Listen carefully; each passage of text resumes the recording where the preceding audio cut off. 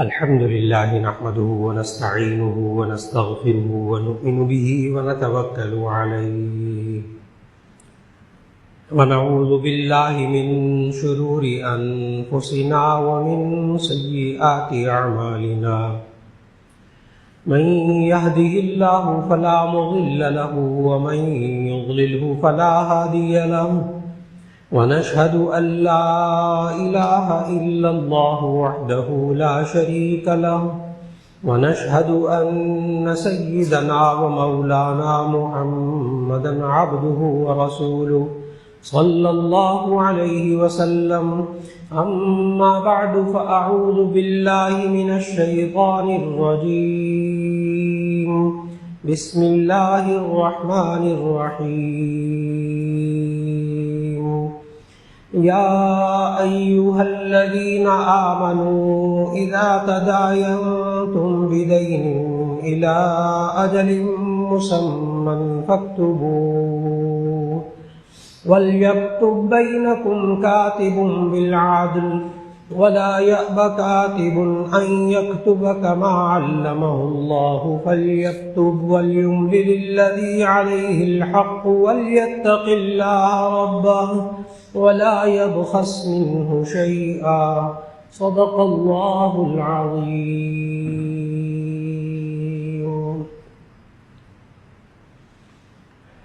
اللہ رب العزت نے انسان کے اندر جن جذبات اور احساسات کو رکھا ہے ان میں سے ایک جذبے کا ذکر ہوا کہ یہ انسان آج عزت چاہتا ہے، عزت کا بھوکا ہے، یہ کیسے عزت حاصل کرے.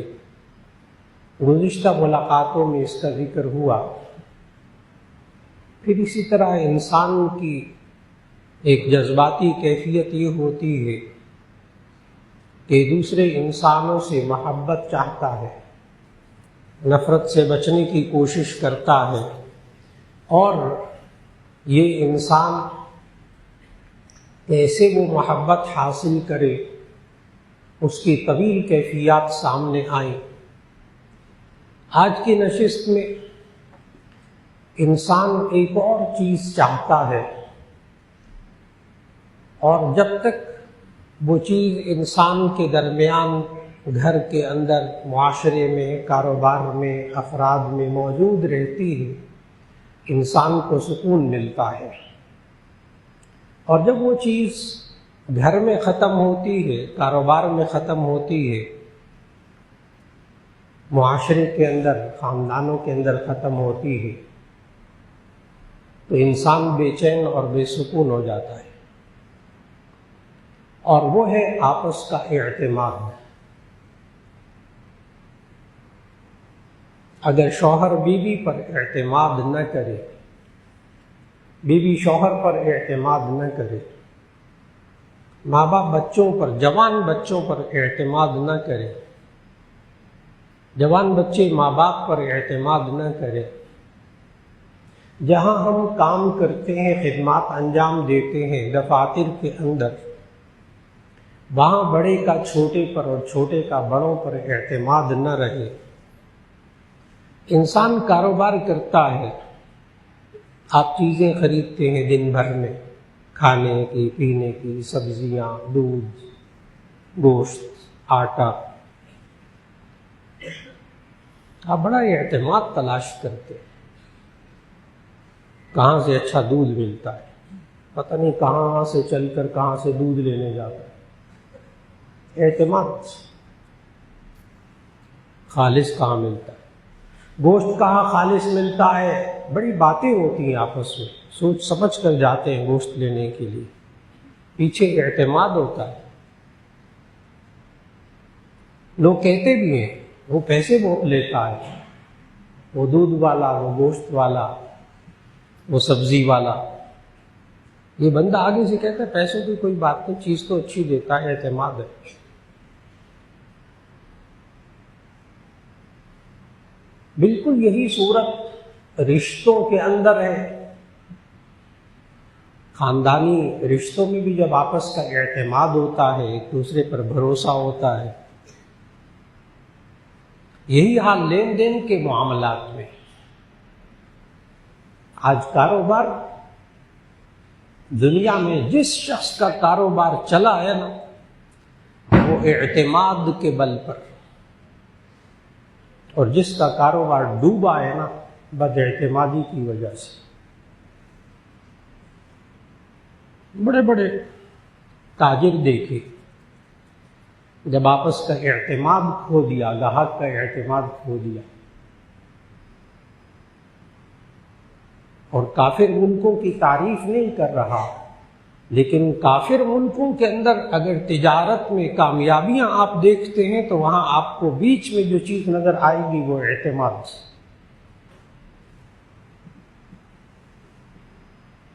جو باہر چیز لکھی ہے وہی اندر ہوگی، اس کے خلاف نہیں ہو سکتا۔ اگر دودھ کی بوتل ہے تو اس کے اندر یہ کچھ ہے، اگر دوا ہے تو اس کی بوتل کے اندر یہ کچھ ہے، جو باہر لکھا ہے وہ اندر ہے۔ دوائیوں میں بھی ایک مریض کا اور ڈاکٹر کے ساتھ جو تعلق ہوتا ہے وہ اعتماد کا بنیادی تعلق ہوتا ہے۔ میں نے بتایا کہ ہماری زندگی اس پر گزر رہی ہے، لیکن اس زندگی کا اتنا بڑا ستون باہمی اعتماد، انسان اس کی کبھی فکر نہیں کرتا، کبھی کبھی اس کو اگنور کر دیتا ہے، اس طرف توجہ نہیں دیتا۔ یہ اعتماد ختم کیسے ہوتا ہے اور یہ باہمی اعتماد پیدا کیسے ہوتا ہے؟ اعتماد ختم ہو جائے تو نقصان کیا ہوتا ہے؟ اعتماد باقی رہے تو اس کے فائدے کیا ہوتے ہیں؟ قرآن و سنت کی روشنی میں آج صرف اسی موضوع کو ذکر کرنا مقصود ہے کہ زندگی کا اتنا بڑا ستون اور یہ اعتماد کی جو دیوار ہے، مضبوط دیوار اعتماد کی، اس کے بارے میں بڑے غور سے زندگی کے اندر ایک اصول ذہن میں رکھنا چاہیے۔ اعتماد کی دیوار کے بارے میں، مضبوط دیوار، اس کے بارے میں ایک اصول ذہن میں زندگی میں ہمیشہ رکھنا چاہیے، خاص طور پر اپنے نوجوان بچے اور بچیوں کو سکھانا چاہیے، اپنے ملازموں کو سکھانا چاہیے، اپنے ماتحتوں کو سکھانا چاہیے، اس لیے کہ اگر یہ اعتماد کی دیوار بنتی بہت دیر سے، اعتماد کی دیوار بنتی بہت دیر سے، گرتی ایک دھکے سے، ایک واقعے سے۔ کتنا آپ کا وفادار ملازم ہوتا ہے، لیکن ایک دفعہ آپ کے ساتھ دھوکہ کرتا ہے تو آپ کہتے ہیں تم نے 20 سال 25 سال کی محنت پہ پانی پھیر دیا، صرف ایک واقعہ۔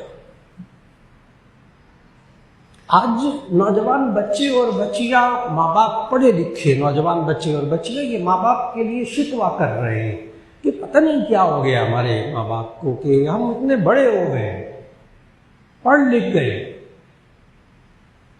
ابھی بھی ماں باپ ہم پر اعتماد نہیں کرتے۔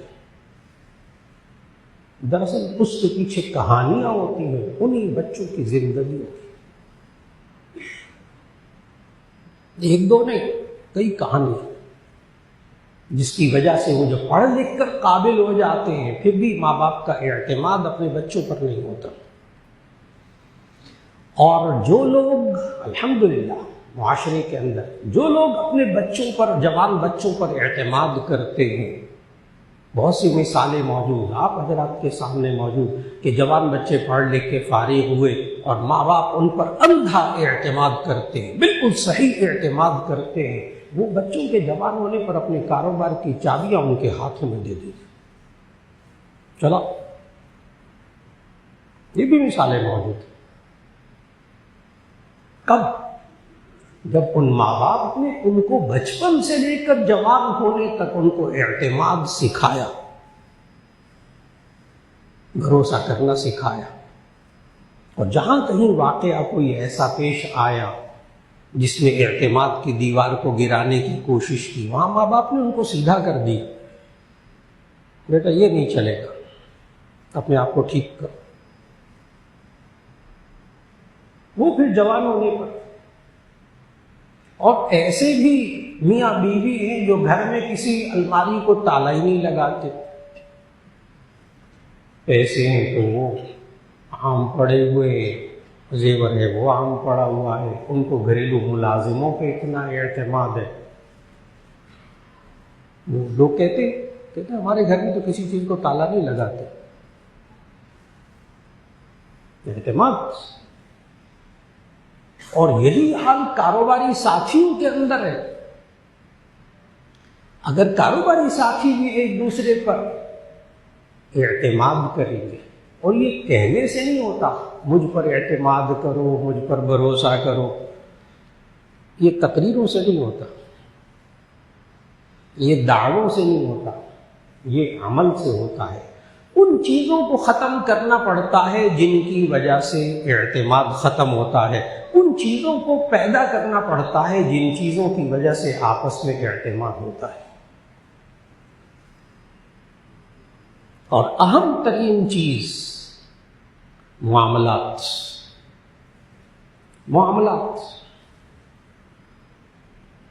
اگر میاں بیوی کے معاملات، مالی معاملات، لین دین کے معاملات درست ہوں گے، وہ ایک دوسرے پر اعتماد کریں گے۔ اگر بیوی کی نظر ہر وقت شوہر کے بٹوے پر ہوگی، کس طرح اس میں سے پیسے نکلواؤں، شوہر بھی بٹوا چھپا چھپا کے رکھے، اور اگر شوہر کی نظر بیوی کی چیزوں پر ہوگی، زیور پر، پیسے پر، وہ اپنے زیور اور پیسے کو چھپا کے رکھے گی، اس میرے شوہر کا پتہ کوئی نہیں ہے، کس وقت جا کے زیور بیچ دوں۔ کیا یہ زندگی ہے؟ کیا یہ زندگی؟ یہ کیوں پیدا ہوا؟ ایک آدھ دفعہ نہیں ہوتا۔ شوہر کا جب مزاج سامنے آ جاتا ہے کہ یہ پکڑ کر بیچ دے گا، یہ چیز ہوا بھی نہیں لگنے دے گا، اعتماد ختم۔ تو معاملات کا درست کرنا، اور دین کے 5 شعبے ہیں، ایمانیات یعنی عقائد، عبادات، نماز، روزہ، زکوٰۃ، حج۔ عبادات۔ نمبر 3 معاملات، لین دین، جس کی آج بات ہو رہی ہے۔ نمبر 4 معاشرت، رہنا سہنا، کھانا پینا۔ نمبر 5 اخلاقیات، عادتیں انسان کی۔ بعض لوگ ایمانی قوت کمال کی، اللہ پر ایمان، بڑا پکا ایمان، متقی کمال کا، نمازیں 5 وقت باجماعت، ہر سال حج عمرہ، ماشاءاللہ۔ اخلاق بہت شاندار، لیکن افسوس سے کہنا پڑتا ہے کہ 5 وقت کی نمازیں، عبادت گزار، متقی، با اخلاق، معاملات کی لائن میں زیرو، معاملات کی لائن میں زیرو۔ ابھی تک بیوی کا حق مہر ہی نہیں دیا، باقی کیا رہ گئے؟ بچے جوان ہو گئے، قرض ہے، فرض ہے، حق میں بیوی کا نہیں دینا۔ ویسے شادی کے موقع پر لاکھوں روپے کا زیور بنا کے دے دیں گے، منہ دکھائی دیں گے، لاکھوں روپے، لاکھوں روپے کھانے پہ لگا دیں گے، جو فرض نہیں ہے، حق مہر فرض ہے، نکاح کے فوراً بعد فرض ہو جاتا ہے، وہ نہیں دینا۔ یہ اتنا لازم ہے معاملات کی صفائی، معاملات کی صفائی یہ اتنا لازم ہے کہ اگر بیوی کا حق مہر شوہر کے ذمے اور شوہر فوت ہو جائے تو اس کی جائیداد وراثت میں تقسیم کرنے سے پہلے اس کا حق مہر بیوی کو بیوہ کو دیا جائے گا،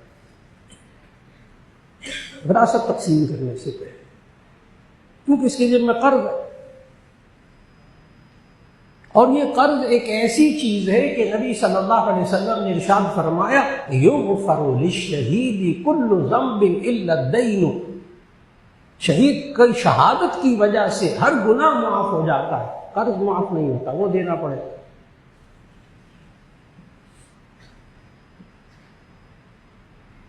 یہ انسان آج اپنی زندگی کے معاملات کو درست کرنے کی کوشش کرے، اعتماد قائم ہوگا، اور جب معاملات درست نہیں ہوں گے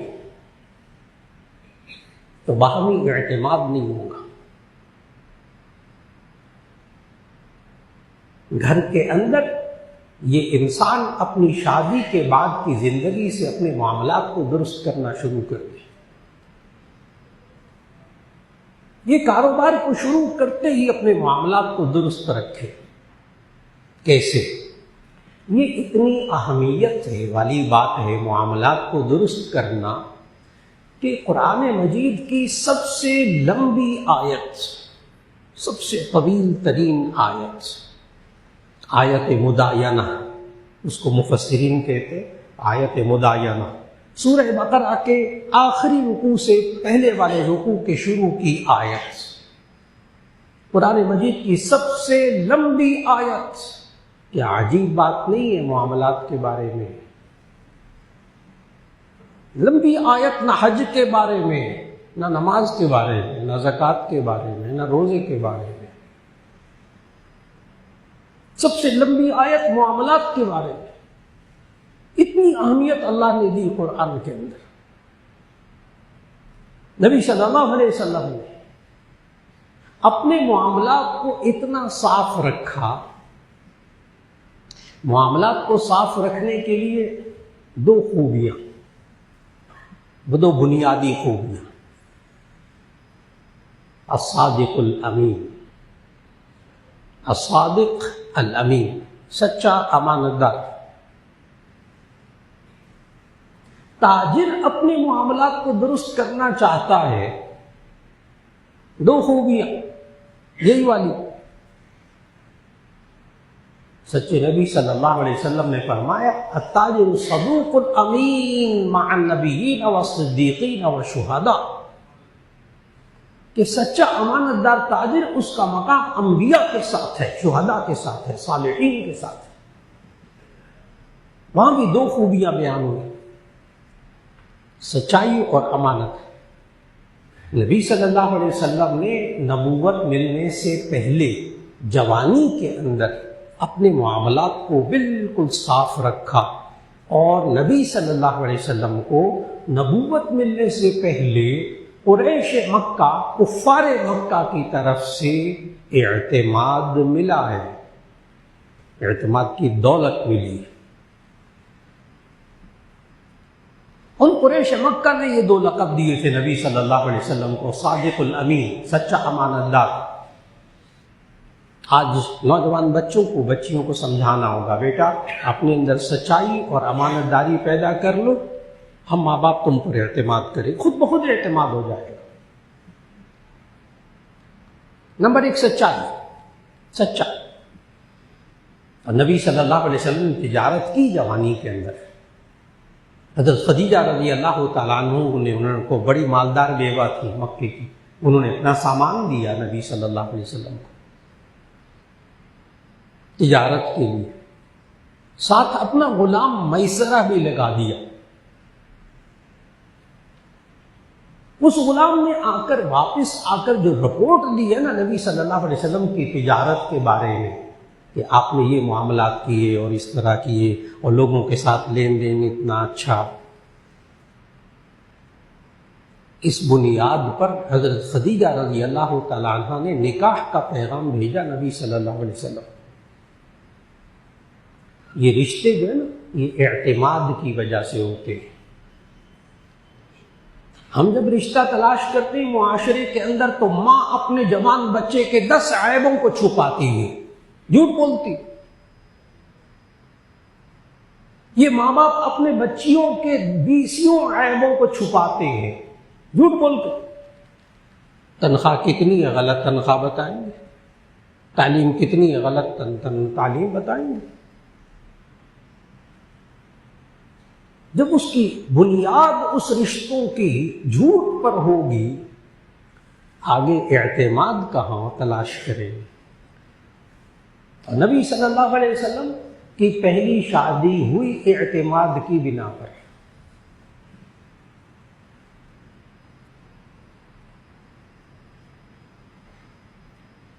اور پھر نبی صلی اللہ علیہ وسلم جب نبوت کا اعلان کر دیا،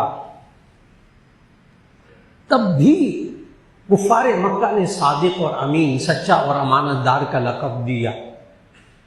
کیا عجیب بات نہیں لگتی جب آپ تاریخ پڑھتے ہیں کہ ہجرت کے موقع پر نبی صلی اللہ علیہ وسلم جب مکہ سے ہجرت کر کے تشریف لائے تو رات کو حضرت علی کرم اللہ وجہہ کو اپنے بستر پر اپنے گھر میں چھوڑ کر آئے تھے کہ آپ بعد میں آ جانا، دراصل میرے پاس ان قریش مکہ نے امانتیں رکھوائی ہیں تو وہ واپس دے کر پھر آ جانا۔ یعنی آپ کو حیرت نہیں ہوتی کہ جان کے دشمن، دین کے دشمن، خاندان کے دشمن، وہ 3 سال شیعہ ابی طالب کے اندر اتنا بھوکا پیاسا رکھا نبی صلی اللہ علیہ وسلم کو، ان کے خاندان کو۔ جان کے دشمن، خاندان کے دشمن، دین کے دشمن، نبی صلی اللہ علیہ وسلم کی ذات کے دشمن، پیسے رکھوانے تو نبی صلی اللہ علیہ وسلم کے پاس۔ اعتماد کی بھی تو انتہا ہے نا، اعتماد کی انتہا ہے، پیسے رکھوانے تو نبی صلی اللہ علیہ وسلم کے پاس۔ اور پھر نبی صلی اللہ علیہ وسلم نے یہی اعتماد کی فضا مدینہ منورہ کے اندر قائم کی، اور یہاں تک نبی صلی اللہ علیہ وسلم نے فرمایا آج ہر مومن کو وہ حدیث ذہن میں رکھنی چاہیے کہ نبی صلی اللہ علیہ وسلم نے نشاندہی کی ہے کہ آپس کا اعتماد کو کون سی چیز کھا جاتی ہے۔ یہ میاں بیوی کے اعتماد کو کون سی چیز کھا گئی ہے؟ جوان بچے اور بچیوں کا ہم پر اعتماد، ان کا ہم پر، ان پر ہمارا اعتماد، کون سی چیز کھا گئی؟ آج کاروبار کے اندر کیا چیز باہمی اعتماد کو کھا گئی؟ بتائیں، نبی صلی اللہ علیہ وسلم نے نشاندہی فرمائی۔ نبی صلی اللہ علیہ وسلم نے فرمایا یطبع المؤمن علی الخلال کلھا الا الکذب او الخیانہ۔ یطبع المؤمن علی الخلال کلھا، مومن کے اندر ہر خصلت جمع ہو سکتی ہے، الا الکذب او الخیانہ، ایک جھوٹ اور خیانت جمع نہیں ہو سکتی۔ مومن کے اندر ہر خصلت جمع ہو سکتی ہے، ایک جھوٹ اور خیانت جمع نہیں ہو سکتی۔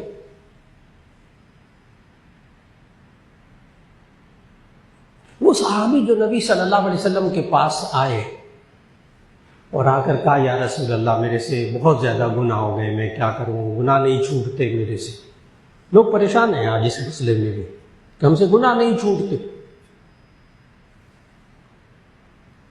نبی صلی اللہ علیہ وسلم نے پتہ ہے بسم اللہ کہاں سے کی؟ سوچنے کی بات ہے۔ انہوں نے کہا یا رسول اللہ میرے سے بہت گناہ ہوتے ہیں، اب بسم اللہ کہاں سے کی؟ فرمایا بس جھوٹ بولنا چھوڑ دو، جھوٹ بولنا چھوڑ دو۔ شروع ہو گئے، صحابی بن گئے رضی اللہ عنہ ورضوا عنہ۔ یہ نوجوان بچے اور بچیاں ماں باپ سے جھوٹ بولے، دوج دیں، فراڈ کریں، چیٹنگ کریں، اب ماں باپ ان پر اعتماد کریں ناممکنات میں سے۔ بچیاں پتہ نہیں کن کن معاملات میں ماں باپ سے جھوٹ بولتی ہیں، چاہتی ہیں ماں باپ ہم پر اعتماد کریں، ناممکن۔ یہ جوان بچے پتہ نہیں کن کن معاملات میں ماں باپ سے جھوٹ بول لیتے ہیں. اب کہتے ماں باپ ہم پر ہم جوان ہو گئے، ہم اعتماد کریں. پیچھے کہانیاں ہیں. یہی کاروبار کے اندر آج وہ لوگ جو دھوکہ نہیں دیتے، اب ایک سچائی ہے اور ایک امانت داری ہے. امین بننا، جس کا جو حق ہے وہ اس کو دے دیا جائے، آپس کا اعتماد قائم ہوگا. امانت داری. ایک ہے امانت، ایک ہے دیانت، اور دونوں کی ضد ہے خیانت. امانت اور دیانت میں فرق ہے. بولا کٹھا ہی جاتا ہے امانت اور دیانت، اور یہ دونوں میں سے ایک کم ہو تو اعتماد ختم ہو جاتا ہے. امانت کہتے ہیں کسی کا حق دوسرے کے پاس ہو تو اس کو امانت کہتے ہیں. وہ روپے پیسے بھی ہو سکتے ہیں، وہ کوئی بات بھی ہو سکتی ہے، وہ کوئی چیز بھی ہو سکتی ہے. کسی کا حق دوسرے کے پاس ہو تو اس کے پاس وہ بات بطور امانت ہے، وہ چیز بطور امانت ہے. اور جب وہ چیز واپس مانگے، وہ پیسے واپس مانگے، اب وہ نہ دے تو یہ ہے بددیانتی. اور وقت پہ دے دے، مانگنے پر دے دے، پورے پورے دے دے، تنگ نہ کرے، ٹال مٹول نہ کرے، یہ ہے دیانت. اور دونوں کی ضد، دونوں کا اپوزٹ خیانت، کرپشن. جب کاروبار میں کرپشن آتی ہے، میاں بیوی میں کرپشن آتی ہے، جوان بچے بچیوں میں کرپشن آتی ہے، جب دوستوں میں کرپشن آتی ہے، جب پارٹنرز میں آپس میں کرپشن آتی ہے، یعنی خیانت. سب سے پہلے جو دیوار گرتی ہے نا، وہ اعتماد کی دیوار گرتی ہے. سب سے پہلے جو چیز ختم ہوتی ہے وہ اعتماد ختم ہوتا ہے، بھروسہ آپس میں. خلاص اب جتنی مرضی وہ دعوتیں کرتا رہے، جتنے مرضی وہ ہدیے دیتا رہے، جتنا مرضی وہ خوش کرنے کی فکر کرتا رہے. آج ہم دوبارہ باہمی اعتماد کو کیسے قائم کر سکتے ہیں، میاں بیوی کیسے قائم کر سکتے ہیں؟ میں بتا رہا ہوں ہمیں بہت چھوٹی چھوٹی اکائیوں پہ چلنا پڑے گا. کوئی ایسی باتیں نہیں جو ناقابل عمل ہو، سب قابل عمل ہے. یہ میاں بیوی کو آپس میں سچائی کو قائم کرنا ہوگا، کاروبار میں سچائی کو قائم کرنا ہوگا. آج انسان کو امین بننا پڑے گا، امانت دار بننا پڑے گا. جس نے جو پیسے رکھوائے، چیز رکھوائی، اس کے لیے یہ امانت دار ہے. اور جب دینے کا وقت آئے تو یہ دیانت دار ہو. اس کے اندر امانت بھی کمال کی ہو، دیانت بھی کمال کی. آج کاروبار کے اندر، فیکٹریوں کے اندر، ہمارے معاشرے کے اندر انسان جو کماتا ہے نا، انسان جو کماتا ہے زندگی گزارنے کے لیے، اس کے دو طریقے ہیں. ایک ہے تجارت اور ایک ہے اجرت. دو طریقے ہیں کمانے سے، بس تجارت یا اجرت. ہر شخص اسی طرح ہی پیسے کماتا ہے. دو ہی طریقے. تجارت مال کا مال سے تبادلہ کرنا یا مال کا پیسوں سے تبادلہ کرنا، یہ ہے تجارت. اور اجرت کہ انسان اپنی خدمات پیش کر دے، اس کے بدلے میں پیسے لے لے، تنخواہ لے لے. یہ جتنے ملازمین ہوتے یہ اجرت پہ کام کرتے، کوئی مہینے کا، کوئی دیہاڑی کا، کوئی ہفتے کا، کوئی خاص کام کا خدمات پیش کرتے. ہم اس کو مزدور کہتے ہیں، محنت کرنا کہتے ہیں. اور جن قوموں نے اپنے مزدوروں کی اجرت وقت پر دی، یعنی کام کرنے والے، محنت کرنے والوں کی اجرت وقت پر دی، تو انہوں نے دیانت داری کا مظاہرہ کیا. دیانت جس کی امانت ہے اس کو بر وقت دے دینا، یہ دیانت ہے. آج فیکٹری کے مالکان پر ملازمین کا اعتماد نہیں، اور ملازمین کا ان فیکٹری والوں پر اعتماد نہیں۔ 3 مہینے 4 مہینے کی تنخواہیں کھائی ہوئی ہیں، روکی ہوئی ہیں، نہیں دینا، نہیں دینا، ظلم کے انتہا، اور باہمی اعتماد نہیں ہے، اعتماد نہیں، اور ظاہر ہے ناجائز حرام۔ اور پھر جو دوسری طرف وقت پہ آنا، پورا کام کرنا، یہ ان محنت کرنے والوں کے پاس بات بطور امانت ہے۔ وہ وقت پہ نہ آئیں گے، نہ وقت پہ کام کریں گے، چھٹیاں بھیجا کریں گے، مالک کی چیز بگڑتی ہے بگڑ جائے، نقصان ہوتا ہے ہو جائے، اس کو اپنی تنخواہ سے غرض ہے، اس کے اندر وہ خلوص، وہ دیانت، وہ امانت داری، کیونکہ جو مالک کے حقوق ہیں وہ مزدور کے پاس، محنت کرنے والے کے پاس، ملازم کے پاس وہ بطور امانت ہے۔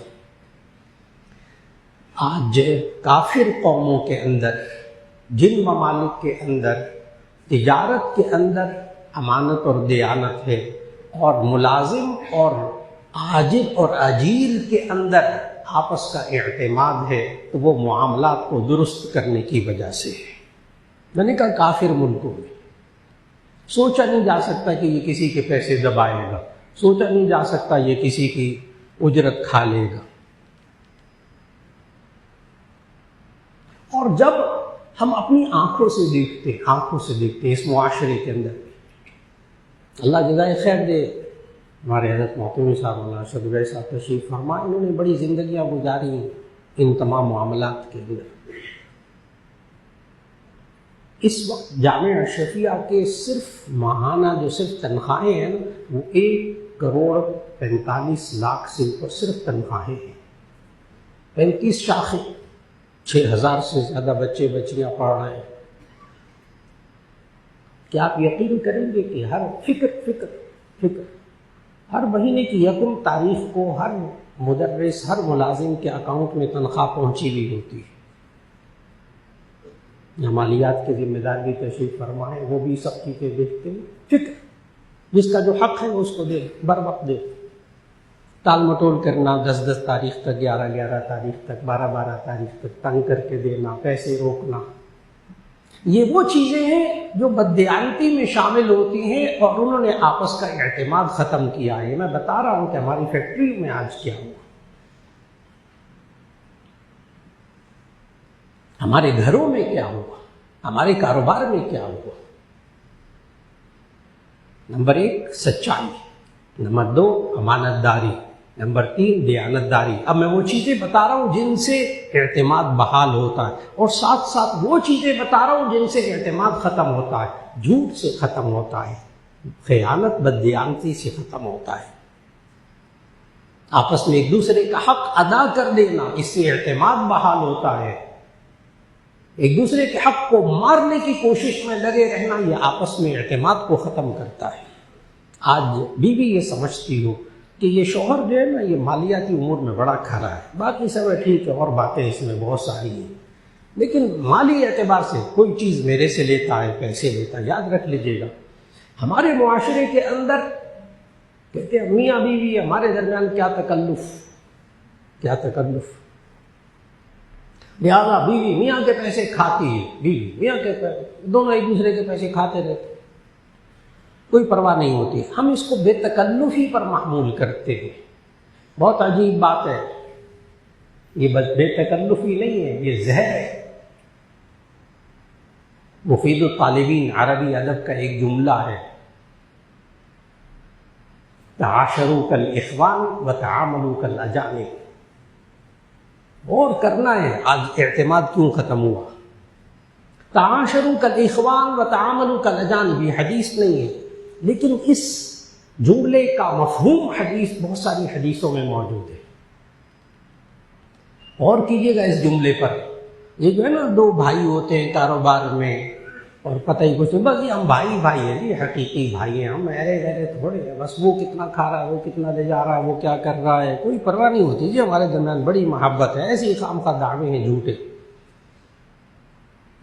جب بچے ہو جاتے، بیوی آ جاتی، بچے ہوتے، اس کے بعد یہی لڑتے ہیں بھائی آپس میں جو پہلے بڑے بے تکلف ہو کر وقت گزارتے تھے۔ کیا ہوا؟ شادی ہو گئی، بچے ہو گئے، تو اب اعتماد کیوں ختم ہوا؟ اس لیے کہ اس جملے پر عمل نہیں کیا۔ تعاشروا کالاخوان وتعاملوا کالاجانب، رہو سہو بھائیوں کی طرح، معاملہ کرو اجنبیوں کی طرح۔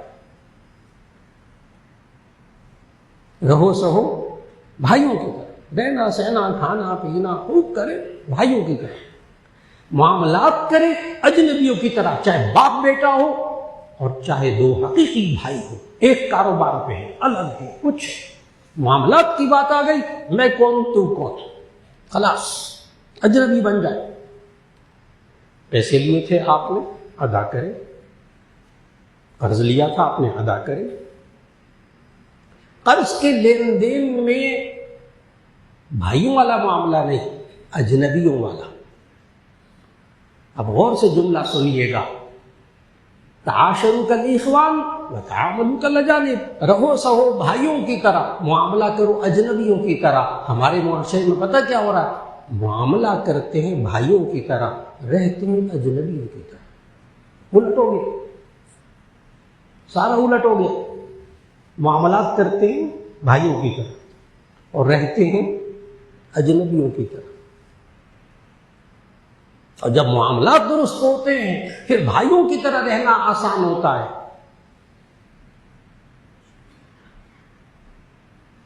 اور پھر اللہ نے کیا سکھایا اس آیت مدائنہ میں اعتماد حاصل کرنے کے طریقے؟ یا ایھا الذین آمنوا اذا تداینتم، آج جو کوئی بندہ قرض دے، معاملات کرے، لین دین کرے، جائیداد کی خرید و فروخت کرے، اپنے حقیقی بھائیوں کے ساتھ، حقیقی بہنوں کے ساتھ جب معاملات کرنے لگے اجنبی بن جائے، اجنبی بن جائے۔ آیت پڑھنے لگا ہو سورۃ البقرہ کے آخری رکوع سے پہلا رکوع، میں نے بتایا اللہ نے معاملات کو اتنی اہمیت دی ہے کہ قرآن مجید کی سب سے لمبی آیت مدائنہ کہتے ہیں آپس میں لین دین کرنا، قرض بر کرنا۔ اللہ نے پہلا حکم کیا دیا؟ جس حکم کو ہمارے معاشرے میں تاجر بھی، لین دین والے بھی، قرض والے بھی، رشتہ دار بھی اس آیت پر عمل نہیں کرتے، جس کی وجہ سے آپس میں اعتماد نہیں ہوتا۔ آیت پڑھ کے ترجمہ کرنے لگا، یا ایھا الذین آمنوا اذا تداینتم بدین الی اجل مسمى فاکتبوہ۔ سوچے کون کہہ رہا ہے؟ خالق کہہ رہا ہے، جس نے ہمیں بھی پیدا کیا ہے، ہماری جان کو بھی پیدا کیا ہے، ہمارے مال کو بھی پیدا کیا، اس کو پتا ہے یہ مال کا لین دین کیسے کرنا ہے۔ نہیں کرو گے تو آپس کا اعتماد، بھروسہ ختم ہو جائے گا۔ یا ایھا الذین آمنوا اذا تداینتم بدین الی اجل مسمى فاکتبوہ، اے ایمان والو جب تم آپس میں معاملات میں لین دین کیا کرو تو لکھ لیا کرو۔ آج بھائی کو قرض دے کر ذرا لکھوانے کی کوشش تو کر لے، وہ قرض کی رقم یہاں چھوڑ کے جائے گا، کہنے گے یہ ہمارے سے لکھت پڑھت کروانی ہے، بھائی ہیں ہمارے، غیر نہ کام کرے، مجھے نہیں ضرورت اس قرض کی۔ آج وہ اللہ کے حکم پر عمل کرنے کو تیار نہیں ہے۔ اللہ کہہ رہا ہے جب تم آپس میں لین دین کیا کرو لکھ لیا کرو۔ وہ لکھتے نہیں ہیں، بعد میں کہتے ہیں تم نے اتنا دینا تھا، وہ کہتا ہے تم نے اتنا دینا تھا، وہ کہتا ہے میں نے تو دے دیا۔ نبی صلی اللہ علیہ وسلم نے جو اعتماد کی دیوار معاشرے میں قائم کی تھی نا، ایک دفعہ ایک صحابی نبی صلی اللہ علیہ وسلم کے ساتھ جا رہے تھے، ایک یہودی آیا سامنے سے، کہنے لگا آپ نے میرے سے قرض لیا تھا واپس نہیں کیا، حالانکہ نبی صلی اللہ علیہ وسلم نے وہ قرض واپس کر دیا تھا۔ تو وہ یہودی کہنے لگا آپ نے مجھ سے قرض لیا تھا واپس نہیں کیا۔ وہ جو ساتھ صحابی جا رہے تھے نا، ان کے سامنے نبی صلی اللہ علیہ وسلم نے اس کو جواب دیا یہودی کو، میں نے آپ کا قرض آپ کو واپس کر دیا تھا، میں نے آپ کا قرض آپ کو واپس کر دیا تھا۔ بس نبی صلی اللہ علیہ وسلم اتنا جملہ بولا. یہودی کہنے لگا گواہ لاؤ. اب یہ دوسری چیز جس کا اللہ نے حکم دیا تھا اسی آیت میں، ان کو بڑا معاملہ ہو تو گواہ بنا لیا کرے.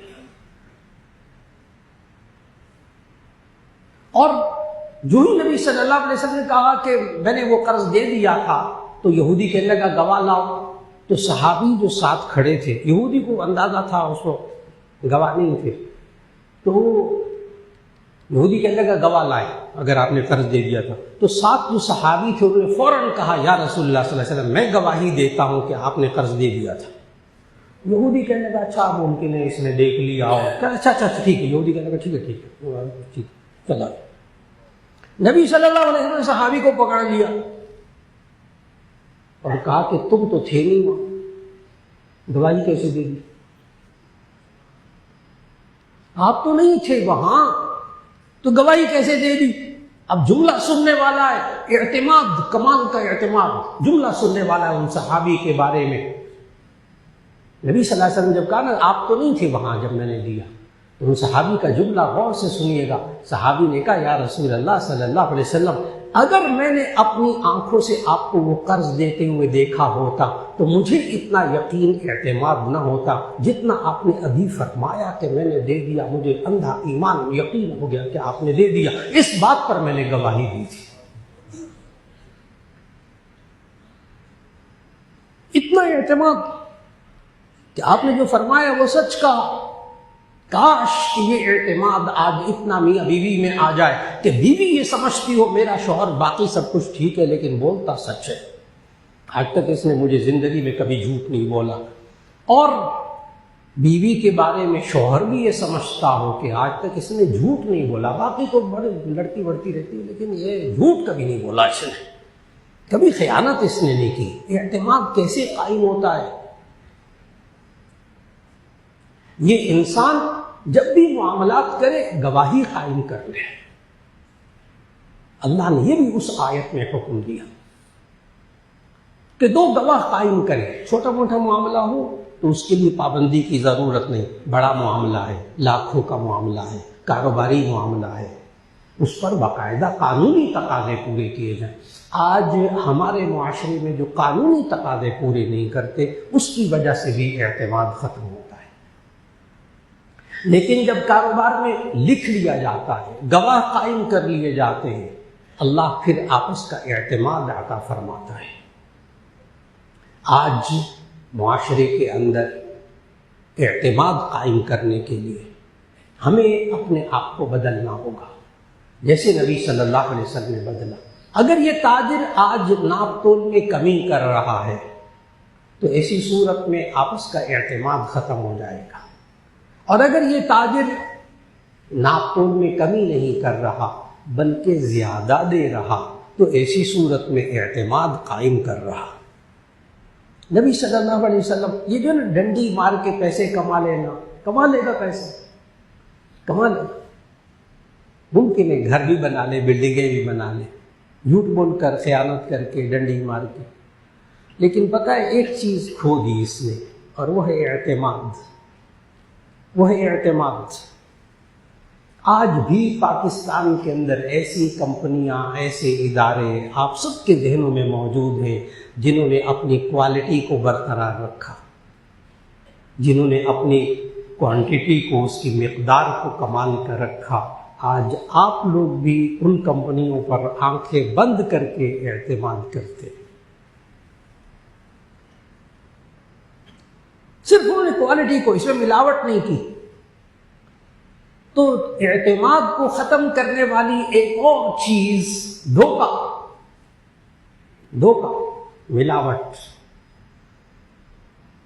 کیا مصیبت ہے کہ ہمارے معاشرے میں اب میڈیکل سٹور پہ دوا خرید رہے ہیں، اس دوا کے بنانے والے پر بھی اعتماد نہیں، اس دوائی پر بھی اعتماد نہیں، بیچنے والے پہ بھی اعتماد نہیں. کام کیا ہو گیا؟ اتنا گر گئے، اتنی پستی میں چلے گئے انسان. لیکن آپ اب بھی جانتے ہیں وہ کمپنیاں دوائیوں والی جن کے بارے میں ڈاکٹر بھی کہتے ہیں، دیانتدار ڈاکٹر بھی کہتے ہیں کہ نہیں یہ بالکل ٹھیک دوا ہے، یہ بالکل اس کمپنی کی فلاں ہو، دھڑا دھڑ ان کمپنی کی دوائیاں خریدی جا رہی ہیں، اور وجہ کیا ہے بیچ میں؟ اعتماد۔ آج کا موضوع اعتماد۔ اور نبی صلی اللہ علیہ وسلم نے جب مدینہ طیبہ میں تشریف لائے نا نبی صلی اللہ علیہ وسلم، تو اس وقت اس کا نام یثرب تھا۔ یثرب یہ نام مدینہ شریف کا پرانا نام قرآن مجید میں بھی ہے، یا اہل یثرب لا مقام لکم فارجعوا۔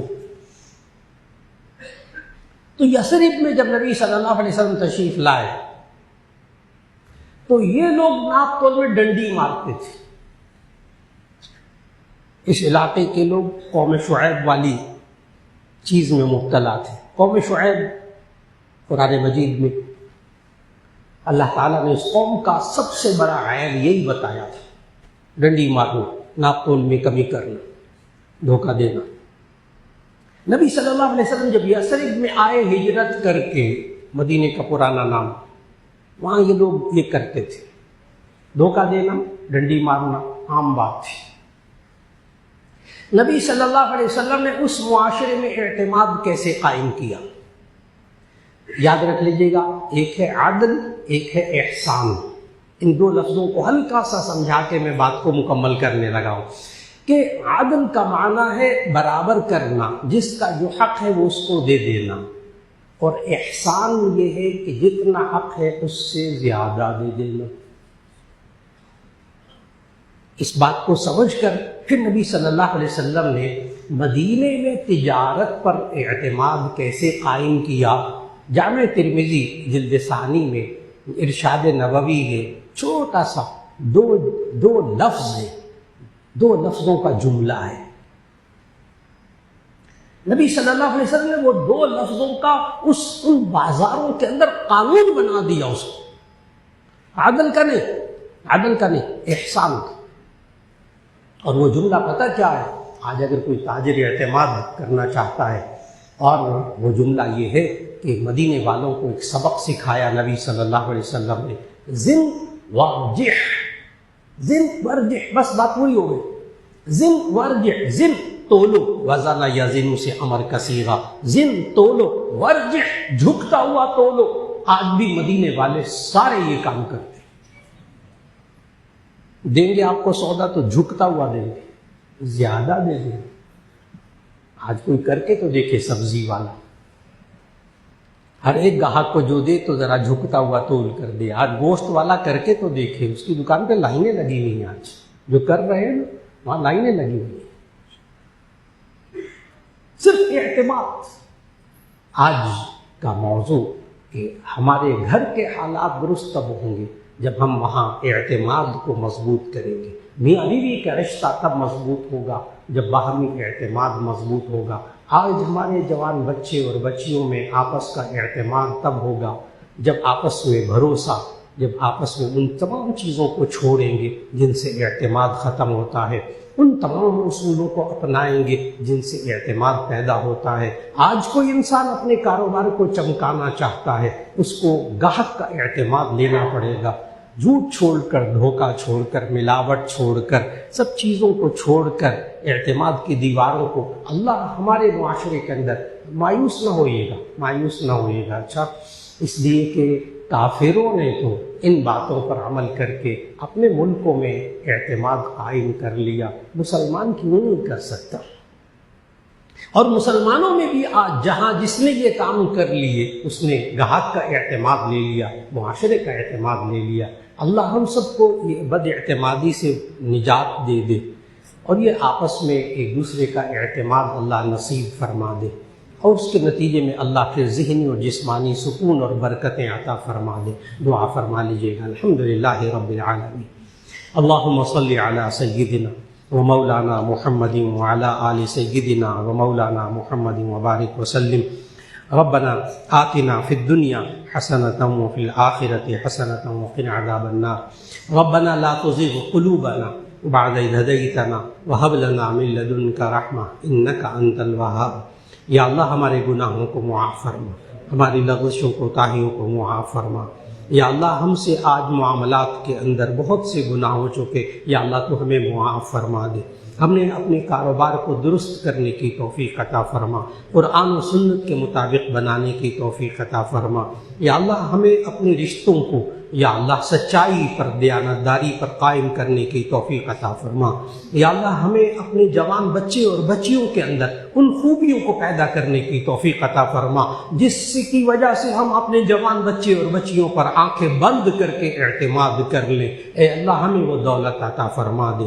اے اللہ ہمیں میاں بیوی کے اندر، گھروں میں یا اللہ ہمیں آپس کا اعتماد عطا فرما دے۔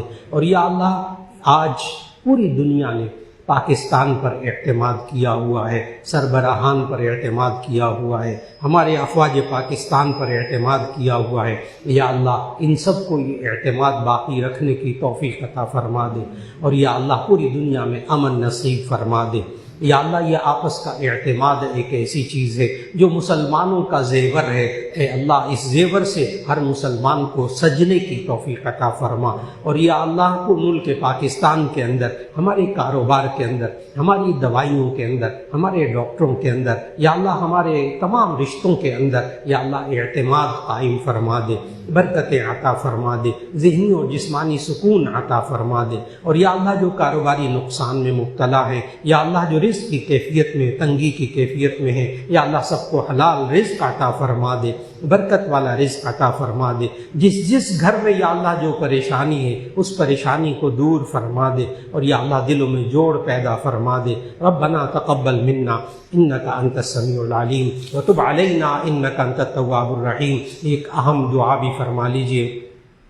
ہمارے بہت ہی بزرگ، لاہور کے نامور بزرگ شیخ الحدیث حضرت مولانا عبد القیوم نیازی صاحب جو جامعہ احیاء العلوم گلشن راوی کے محتمم ہیں، ان کا انتقال ہو گیا۔ اللہ تعالیٰ ان کی مغفرت فرمائے، ان کے درجات بلند فرمائے۔ اور آج جمعے کے دن نماز عشاء کے بعد یہاں جامعہ شفیہ مسلم ٹاؤن میں ان کی نماز جنازہ ادا کی جائے گی۔ دعا ہے اللہ رب العزت ان کی حضرت مولانا عبد القیوم نیازی صاحب رحمۃ اللہ علیہ کی تمام دینی خدمات کو قبول فرما لے، اور یا اللہ تمام بزرگوں کی مغفرت فرما دے، ان کے پسماندگان کو صبر جمیل عطا فرما دے۔ یا اللہ ان کے تمام شاگردوں کو صدقہ جاریہ ان کے لیے بنا دے۔ ربنا تقبل منا انک انت السمیع العلیم وتب علینا انک انت التواب الرحیم، وصلی اللہ تعالی علی خیر خلقہ محمد وآلہ واصحابہ اجمعین برحمتک یا